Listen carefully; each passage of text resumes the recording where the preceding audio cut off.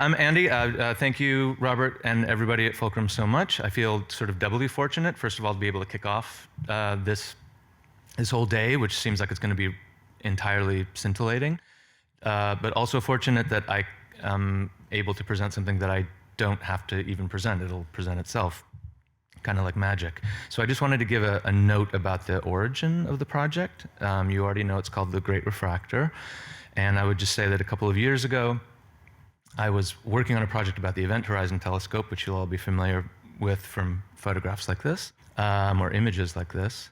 This project was relating the Event Horizon Telescope's array-based process, a very long baseline interferometry, to ideas of composing with dissonance that are coming out of certain fields of improvised music. And as an aside, this piece, which is called A*, is actually also on exhibition as part of the festival. It's in this exhibition called Feelers that was organized by the Super Collider Collective. So if you get a chance to see that, that would be terrific. During the interviews and the research for that A* project, I noticed that while I was interested in the observatory as a place and as a process, in fact, when most of the encounters I was having and most of what I was learning was happening in a totally different space. And you could call that many things, but it was usually an office or a lab or a lecture hall or a conference room.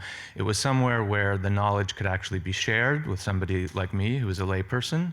It needed to be brought down from the observatory to this other place. And I just started calling this other place the auditorium. And it occurred to me that, in fact, the system that I was looking at required a kind of transition between these two spaces, from findings to knowledge, or any number of formulations you could give to it. But that this other place where maybe understandings were developed between humans was incredibly important to this process of, even to the process of observation itself and to the process of generating knowledge. And so I was trying to think about a project that might allow me to transit or translate or maybe transduct between these two types of spaces, the observatory and the auditorium. So around at this point, this essay by Stefan Helmreich became really important to me. You probably are already familiar, I hope, are already familiar with Stefan Helmreich's writing, and maybe with this essay in particular, Gravity's Reverb. It's a fantastic essay. I won't try to give it a good gloss right now, but one of the key concepts that he is discussing in this essay is transductive listening, and the idea there is that to understand an observation, you need to attend to the transformations that are affected by all of the media that signal is passing through on its way to you, right? And that all of those media are, in fact, sort of part of the sense of the observation. They're part of the story, let's say. And when Helmreich is using the word medium, or the idea of medium, that doesn't just mean a physical medium. It could mean passing from one technology or technological instrument to another, but also from one discipline to another. So this transduction was incredibly important. And one of the most sort of fun examples that he gives in the essay is the discovery, LIGO's discovery of gravitational waves. And so this famous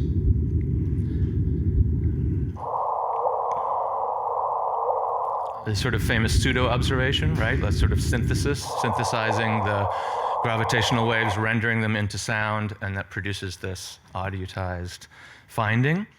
And what he notes is that when he's interviewing scientists, it's almost universal that they want to make the sound with their voices. They can't help it. They want to go whoop, and then they kind of giggle and they laugh and they kind of share a human moment about the actual reproduction of the observation with their voices, which he notes is not something that you can traditionally do in an image. You can't just act it out. I mean, you could shadow puppet it, but to be able to deliver it with your voice is something very particular and identifies it within anthropology as a kind of a known special category of listening, the kind of listening that you only adopt or you only arrive at once you've made the sound with your own body or your own voice.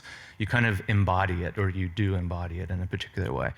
I got very interested in that process, and that's the kind of genesis of this video, where I essentially began by asking scientists to make recordings of their own findings, and then delivering them to a kind of cast or a chorus of other participants, and asking them to mimic these findings with their voices. That ended up along the winding, sort of post-pandemic winding path of this project, ended up involving more of an attentive listening to space and place that contains that observation. Again, trying to really think about a nested sense of spaces around an inquiry, which eventually brings me around to the really sort of puzzle box element of the video, which is why are there these stories that are going to continually run through it? And there's no short answer to this, but I had been emailing back and forth for several years with a poet and Lawrence O'Dwyer, who's a poet who lives in Ireland, who is also a brain researcher who works on models of human memory, and that functions as the spine of our email exchange. And we'd been talking about the issues that were sort of contained in this video, and I was interested in his processes of using MRI brain scans to work on the kind of crossover between mapping of the interior space of the brain and the brain's ability to map topography and even narrative out into the world. Which is united in his practice because not only is he a poet and a brain researcher, but he's also an ultramarathon endurance trail runner. So this idea of wandering through or making sense of the topography of the world is a big subject for him.